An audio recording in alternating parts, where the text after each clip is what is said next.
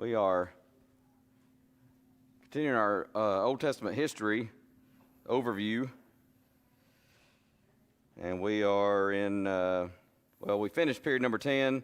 We're doing a review. I'm all out of sorts this morning. I couldn't find my key that I had made for the review we were going over, and I thought, well, I could probably figure them out, but I don't want to linger too long because I don't want to end up getting behind.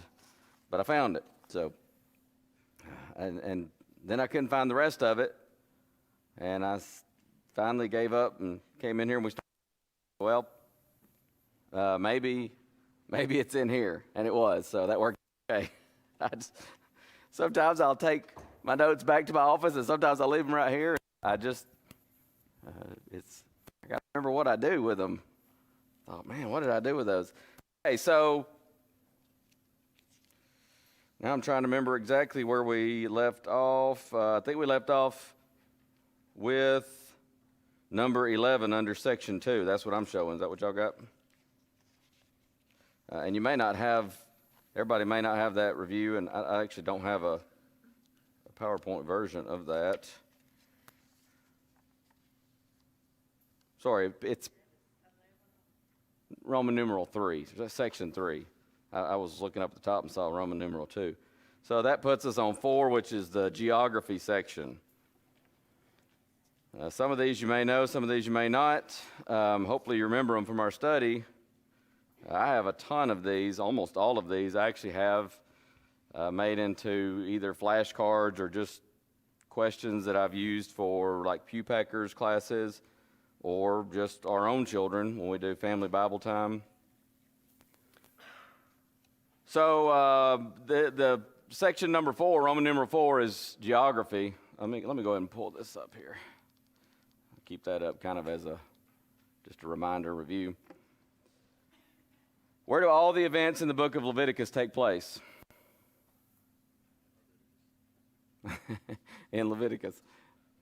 Mount Sinai. Ark land.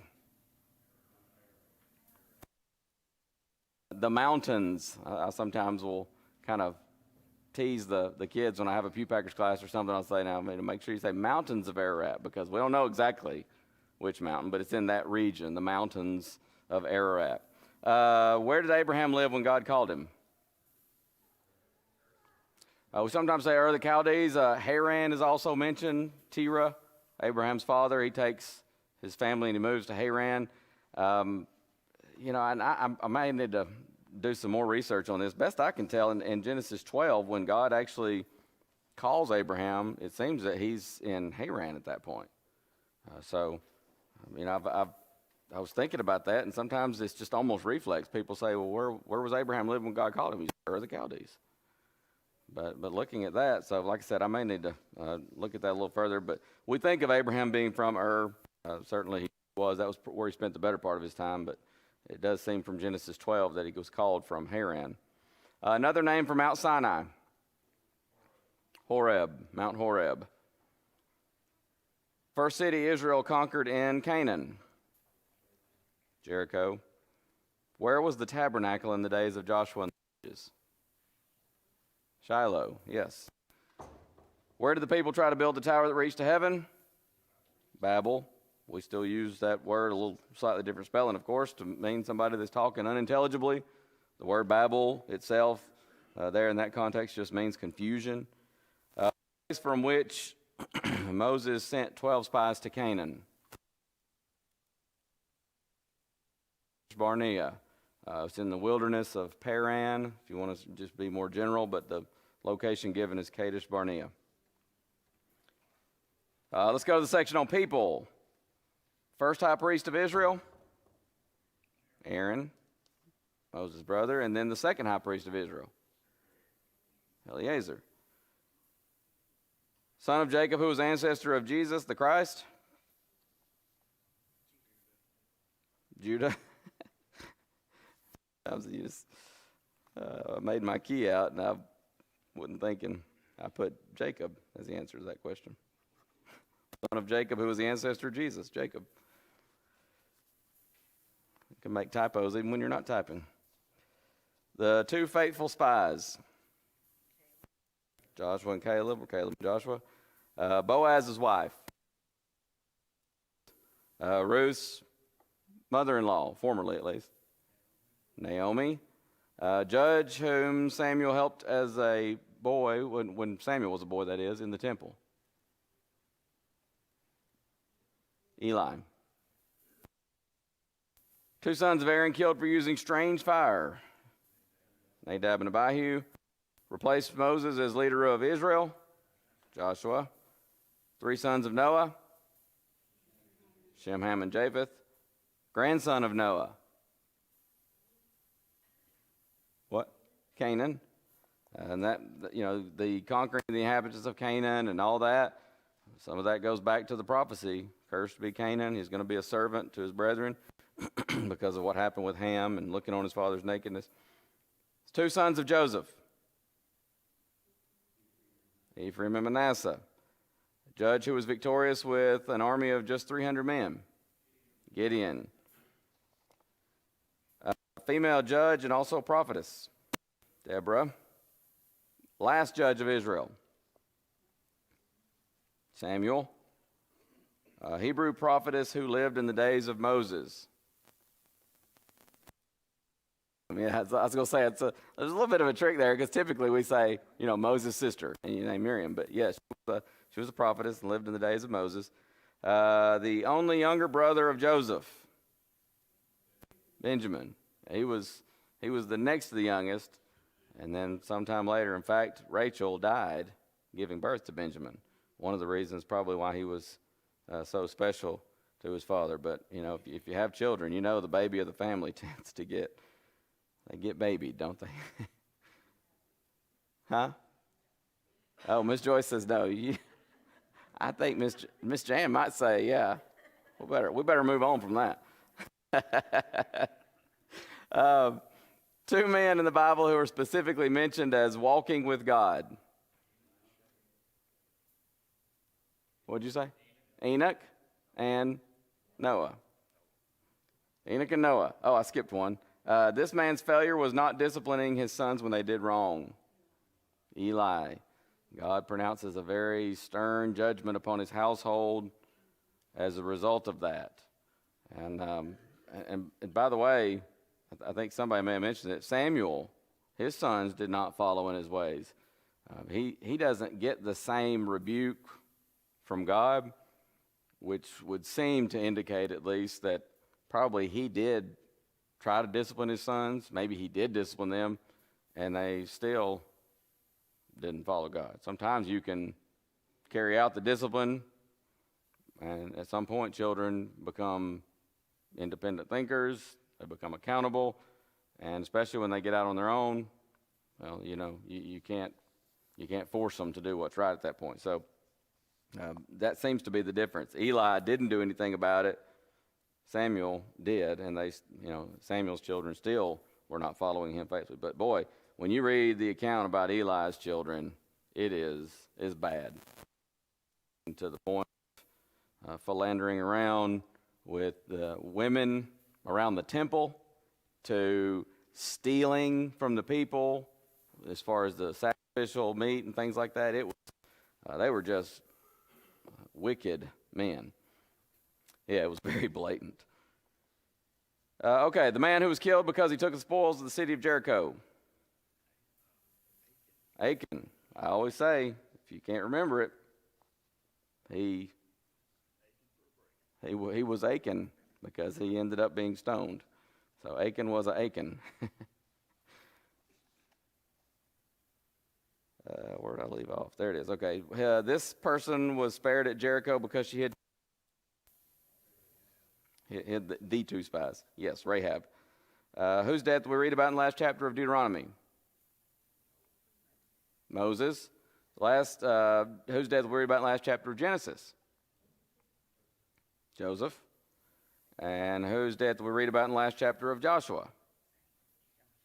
Joshua. We were doing Bible time the other night, and I was asking my children this, and I was like, now if we were talking about Jeremiah. Where do you think in the Bible we might read about that? And and they're the little ones. Genesis. John. So we go through this a few times, and then I asked the question, who built the ark? Noah. And they knew it, and I said, and where would we read about Noah? Noah. So I said, we're going to have to work on that. I said, Noah's not a little bit of a tricky one. Father and great-grandmother of Joseph's two sons.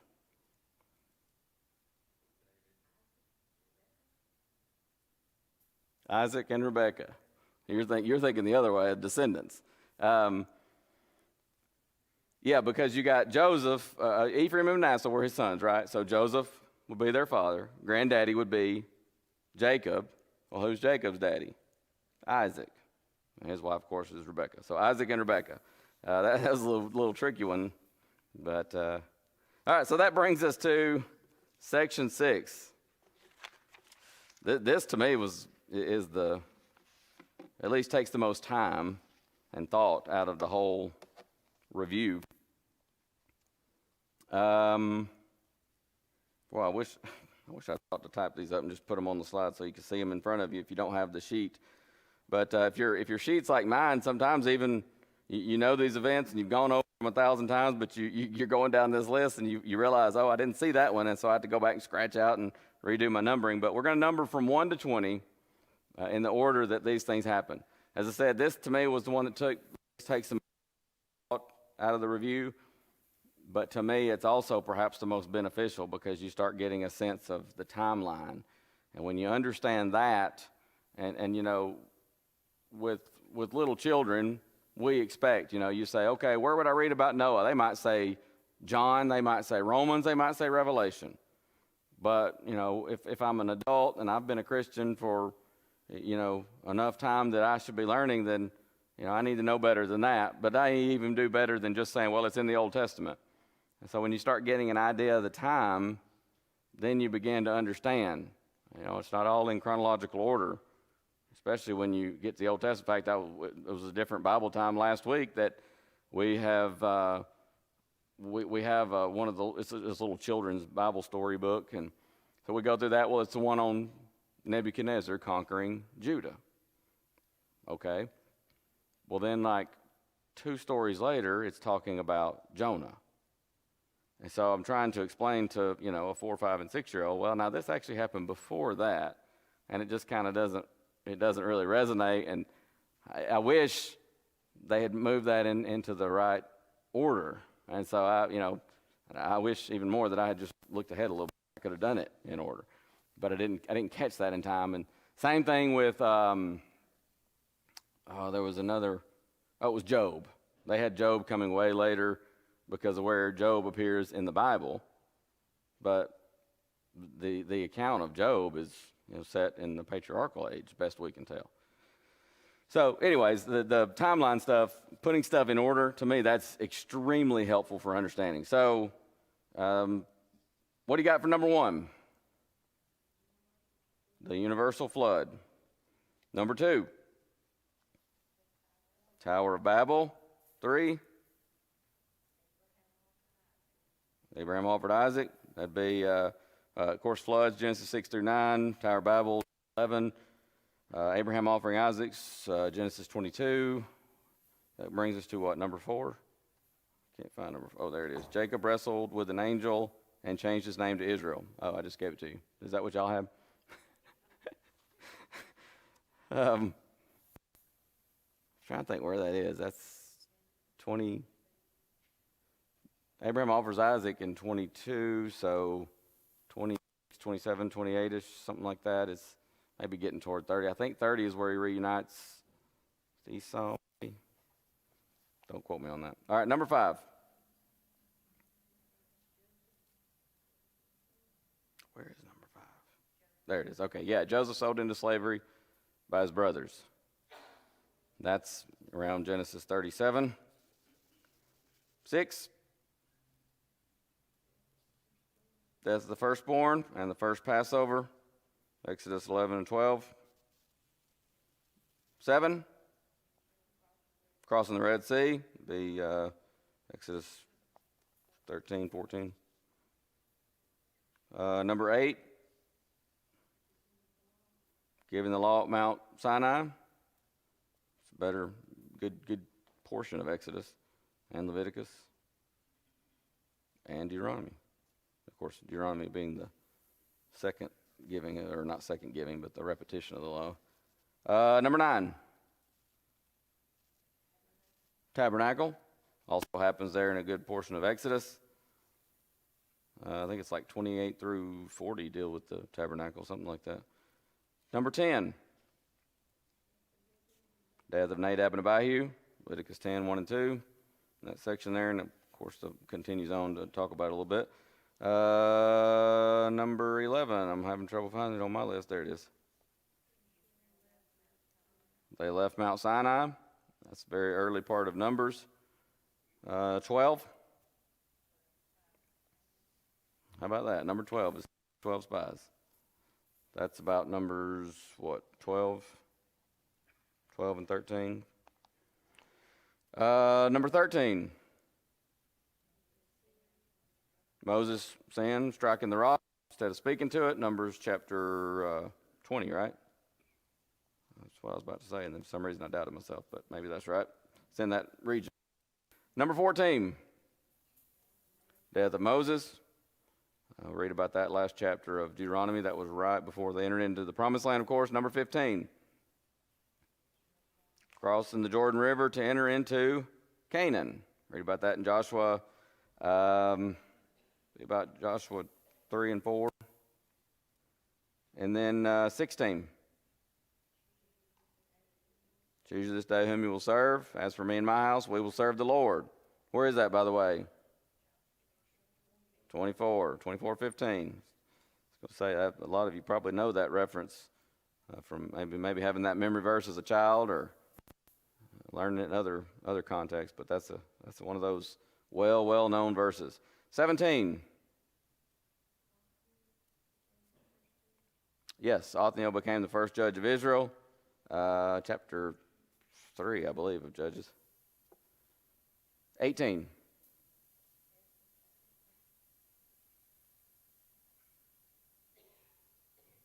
That's not what I've got. I might be. You got death of Samson as 18?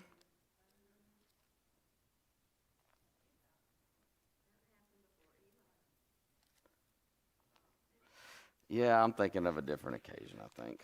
Let me check. Let me check the reference I was thinking of, because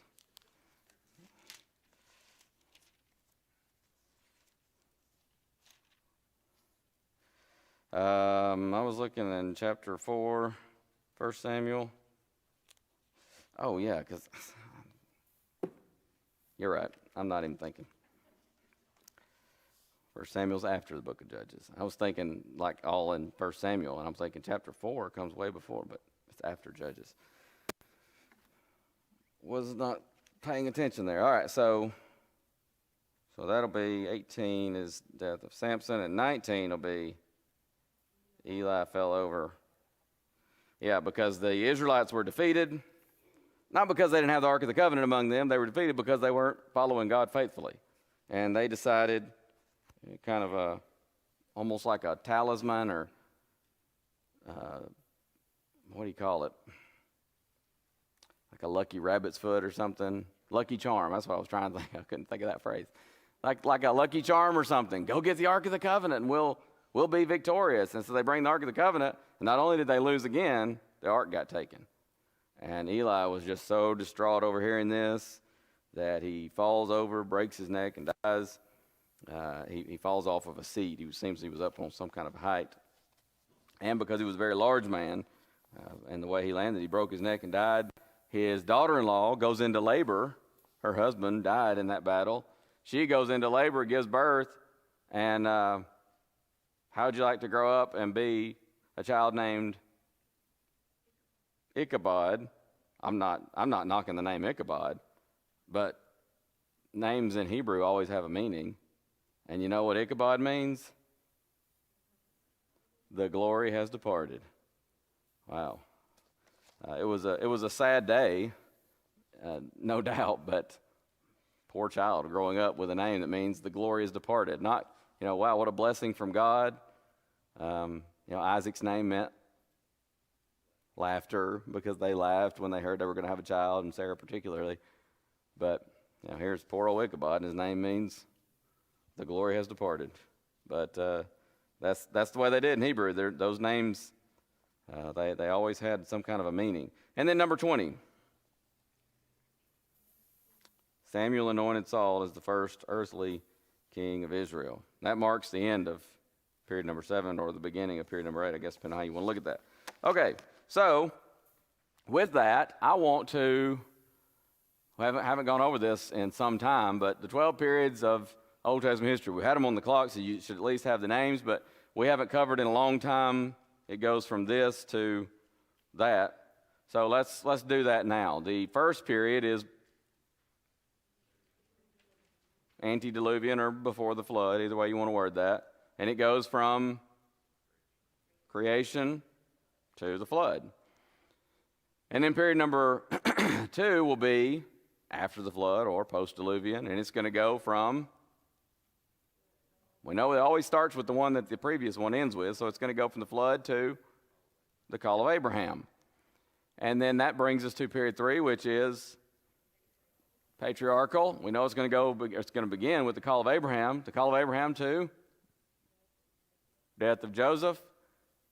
And then period number 4, bondage and Exodus, from the death of Joseph to crossing the Red Sea. That marks the Exodus, the completion of the Exodus, I guess we could say.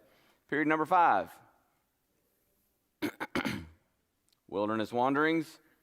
And it goes from crossing the Red Sea to crossing the Jordan. That marks the entrance into the Promised Land. Then period number 6, conquest and possession, which will be from the crossing of the River Jordan to death of Joshua. And period number 7, Judges, which will be the death of Joshua to anointing of Saul as the first earthly king of Israel. And then you have period number 8, the United Kingdom, which is from the anointing of Saul as the first king to death of Solomon. Saul, David, Solomon, 40 years each. And then, of course, guess what's next?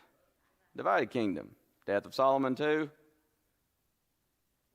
fall of the northern kingdom to who conquered the north? Assyria. And then you have the 7, 8, 9, period number 10. Judah alone, which is from the fall of the northern kingdom to fall of the southern kingdom. And then period 11, which is what we're about to begin, captivity, exile. Oops, sorry, clicked a little too soon there, but you knew it anyways, didn't you? Fall of the southern kingdom to the decree of King Cyrus that allows the Jews to return home. And then the last period, number 12, is restoration, return, however we want to word that, and it's from the decree of King Cyrus to the end of Nehemiah's work, chronologically there. All right, I promise you I was going to pull these up. Like I said, I won't just spend a great deal of time on this, but it's if you want to go to BibleCharts.org and look at this, or if you need I think we maybe even still have a few extras. If we need to make more copies, we can. But it's a very handy chart to have to kind of get a handle on the prophets and where do they go. Samuel falls under this period of the United Kingdom. Nathan worked with David. Samuel working with Saul. Samuel also worked with David, but David wasn't king during that time. I guess that's why he doesn't list him as working with David. Ahijah and Iddo working under the reign of Solomon, but Ahijah also dealing some with Jeroboam the first. So all that's very, very helpful. Azariah, he worked with King Asa. I say worked with during the reign of. Sometimes these kings were not willing to work with the prophets, as you know. Sometimes they were very much working against the prophets. In fact, you get down to Elijah, and one time when Ahab sees him, what's the famous or infamous phrase that he says? Troubler of Israel. And Elijah was having none of that. He says, I'm not the troubler of Israel. You and your sin is what's troubling this country. And buddy, truer words were never spoken. So sometimes they didn't always work with the kings, not because of the prophet's choice, but because the kings weren't willing. So, bear in mind, that's what we're talking about when we say that. Isaiah worked during the reign of several kings. And even on into the reign of Manasseh. Of course, Hezekiah was sick and prayed to God, and God healed him. Isaiah was involved in that. But it's interesting because some of these prophets, you may not even recognize the names, but they're there, and it helps you to understand during what king's reign they were doing their work. And to me, it's also one of those encouraging things that you may not be an Isaiah, you may not be an Elisha or an Elijah that everybody thinks of when they think of the prophets. But these lesser-known prophets, they were still prophets of the Lord. They were preaching the word of the Lord. They were doing the Lord's work, and they were making a difference. So, not everybody is a Samuel, an Elijah, Elisha, Isaiah, Jeremiah, and so on. But if you're doing God's will, bloom where you're planted, as we sometimes say. Hosea, there's one that's familiar to us from the book that he wrote. Some of these were writing prophets, of course, some were not. But Hosea prophesied during the reign of several kings of Israel. Amos, just during the reign of Jeroboam II. Oh, sorry, I didn't. Oh, yeah, I did. Sometimes I advance one and I forget to do it on my iPad, or vice versa. Jonah, Obed, Huldah, Zephaniah, Jeremiah. Again, most of these are familiar, but some of those you may not be as familiar with. And, you even have under this particular chart, you've got this little section. Oh, no, I didn't switch it, did I? Sorry. I did, and I went back. Sorry. Here's this section, this column, foreign kings. The previous slide, these were all under domestic kings of Israel and or Judah, whenever, some during the divided kingdom. But when you get to this part 2 chart, you got some of these that served foreign kings, like Jeremiah. Nabopolassar. It's not that he served under Nabopolassar, but he served during when he was rising to power, and they were starting to come against Judah and cause some problems. And of course, Nebuchadnezzar, Jeremiah was prophesying, doing his prophetic work when Judah fell to Nebuchadnezzar. Now, Jeremiah doesn't end up in captivity like some of them, Daniel, Ezekiel, but he ends up staying in the homeland, although his brethren basically kidnap him and take him into Egypt. They think if we can go to Egypt, Egypt's going to help us, and we'll throw off the Babylonian yoke, and we'll destroy them, and everything will be okay, and we can bring everybody back home. And God said through Jeremiah, don't you go to Egypt. This is from God. You're not going to get help from Egypt. In fact, if you go to Egypt, don't think that you can hide from the Lord in Egypt. There's punishment coming. And he says, Nebuchadnezzar, he's gonna conquer Egypt too. You're not going to have asylum there. But they didn't listen, of course, and so they decide to go into Egypt anyways. In fact, they practically begged Jeremiah, give us the word of the Lord, Jeremiah. We want to know the word of the Lord. He says, you don't want to know the word of the Lord. Oh, yeah, we do. We promise we're going to listen to what you say. Just tell us what God's will is. So he tells them, and they go, no, I don't think you're saying God's will. So I feel terrible for Jeremiah sometimes when I read that book, because they're constantly saying, give us the word of the Lord. One time, one of the kings calls him, and kind of in secret, and he says, look, don't tell anybody I'm talking to you, but tell me what's going on here. And Jeremiah says, what's going on is Judah's going down. This is what God prophesied. It's happening. You need to go out to the king and surrender. And God says, if you do that, you will live. And he's like, they'll kill me if they think I'm just up like that. And he's like, you better. Do you want to live? And this guy, just because of how it looks, or what are people going to say? He doesn't. He doesn't surrender. Guess what happens? He dies. It's just unbelievable sometimes what people do. And the more things change, the more they stay the same. We see that kind of thing even today. Let's go to part 3 here. Of course, the further down you get with this, the more foreign kings you're dealing with because of the captivity. But you got Daniel. He serves under Nebuchadnezzar. He's also during the reign of Nergal-Isser, Marduk, evil Merodach, and then even into the Persian Empire. By the way, we sometimes say the Medo-Persian Empire, and we sometimes say Persian Empire. Why is that? I don't know if you've ever stopped to think about it, but I did some research. It's been a few years ago, but I finally just kind of noticed that one day. I was like, well, is it the same? Why the different names? Medes and the Persians together. They go in together, kind of an alliance. They conquer Babylon.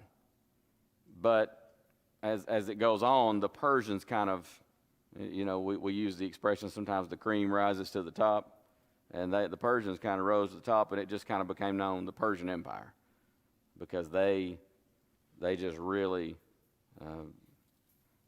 I won't say took over in the sense of like they put down the Medes, but it just sort of they just sort of rose to the top. So it's the same empire. It's just later on it kind of became more or less just the Persian Empire. Some people think Daniel probably may have served even into the reign of Cambyses. Maybe not. He did live to a good old age. Haggai, you've got Haggai and Zechariah prophesying during there's not a king in Judah because they're still a vassal of Persia at that point, but they have a governor, Zerubbabel, and you got Darius the first, who's king in Persia. Anyway, you see that chart, and like I said, I've got, it's easy to make copies of this.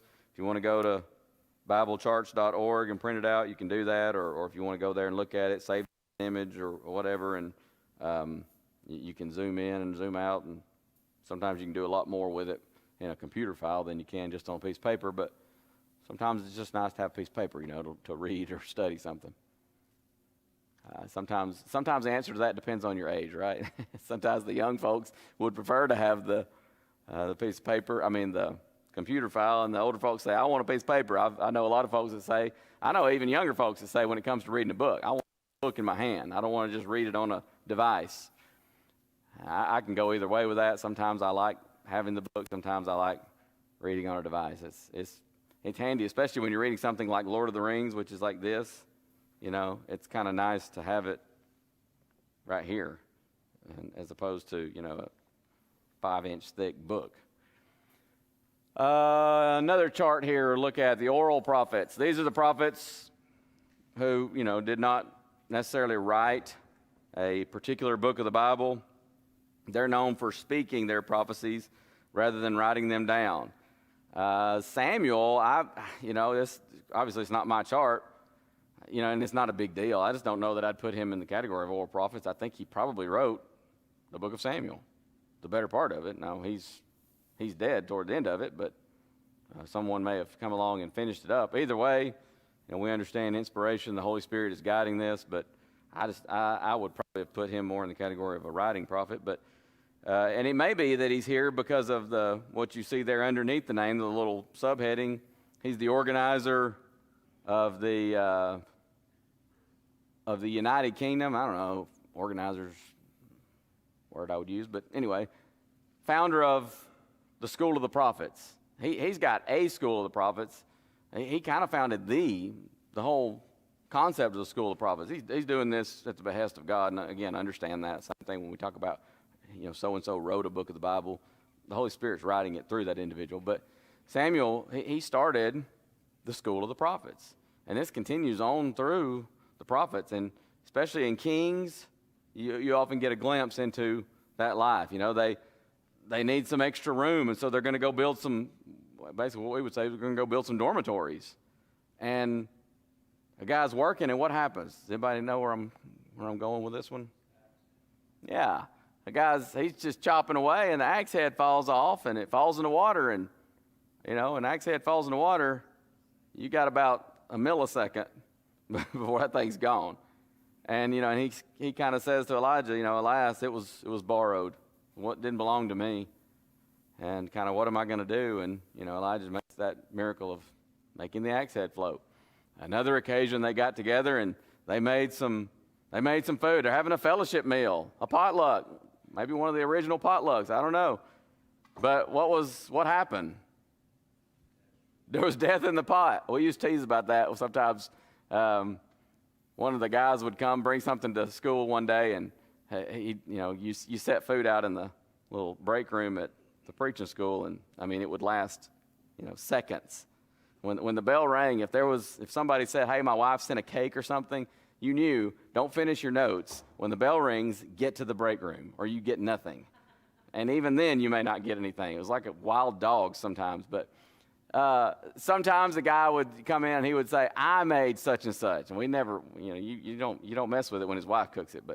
But sometimes we would tease one of the guys, and he said, "I made this." And we said, "Oh, death in the pot."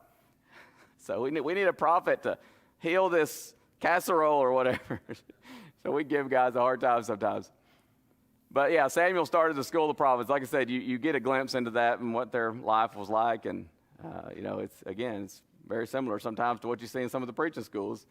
Guys being together and being taught and working together, learning together. Nathan, who was an advisor to King David, fall into this category of oral prophets. Abijah, he was an advisor to King Jeroboam. For what it was worth. Jeroboam never listened. Elijah led in the fight against worship of Baal. Very, very adamant against that. Elisha, who also led in the fight against the worship of Baal. In fact, Elisha on one occasion says about Naaman the Syrian, "Let him come to me, and he'll know there's a prophet in Israel." And what that is, that's a dig at the king in the north saying, "You should know this. What's wrong with you? You sent him to the king?